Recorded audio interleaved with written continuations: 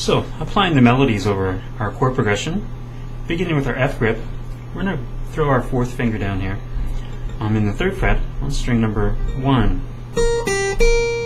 There's our melody, that 3rd fret to the open and back. So I begin by playing just the root note, or string number 4 of the F grip, and then my 3 fingers roll across. We're going to move to a C. The melody is conveniently placed right on the top of that chord.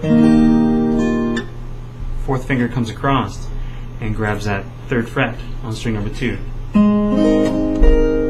To the C. Bring your 4th finger in, grab that 3rd fret, hold that note, come up and get your G chord.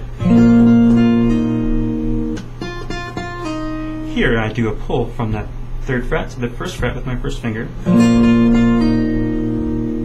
A minor chord, which in this case is just represented by 2 open strings, strings 5 and 1. Finishing this melody with a pull from the 2nd fret, string 3.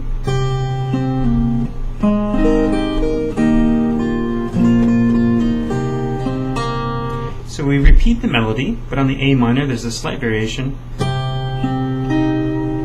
Instead of doing the pull, we play the 2nd fret and then the 1st fret on string number 2. Okay, in comes the keyboard melody. We're here. I'm up here in the 3rd fret in that position, so I'm using my 4th finger in the 6th fret on string 2. 3rd finger comes and gets that 5th fret here. Down to my 1st finger. So essentially when I'm in a new position, my fingers get assigned to the new location. Now moving us into the verse, the chord progression remains the same, but I play the chords very differently. I'm pretty much just playing the bass notes of the chords, meaning that 1st fret represents the F, that 3rd fret for the C, 3rd fret again for the G, and at times I'll play the open 5th string representing the A. So you could go through and get used to playing those notes and then wrap the melody around it. Let's begin with that melody. We have pretty much up here on the top 4 strings. I'm signing my fingers to the fret. So when you see a 2nd fret, use your 2nd finger. Same thing applies for the 3rd fret.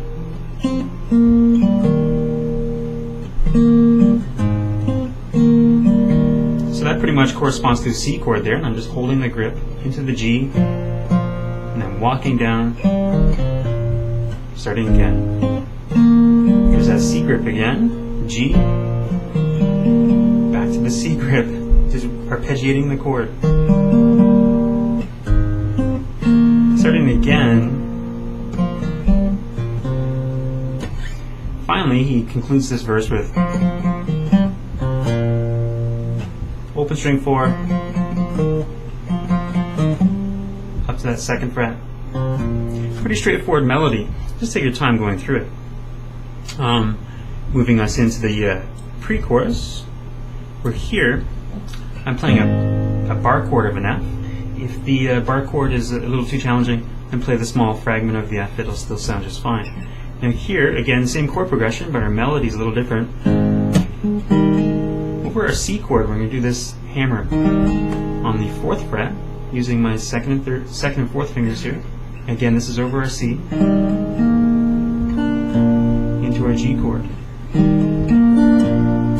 minor 7. The only difference the 2nd time through is, instead of the open strings, we have the 3rd fret way up here. Again, that A minor 7. And we finish off with a part of the chorus over the F, very similar to the introduction, into the C chord. And then the chorus begins, and we've pretty much covered the chorus when we did the introduction of the piece, because it's very similar. Except for over the G, we have the G chord where I play the strings 6, 5, 4, and 3. The melody just happens to be there on string 3.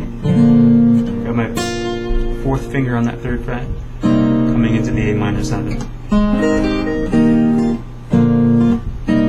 We go through again, but this time we borrow that melody from the introduction.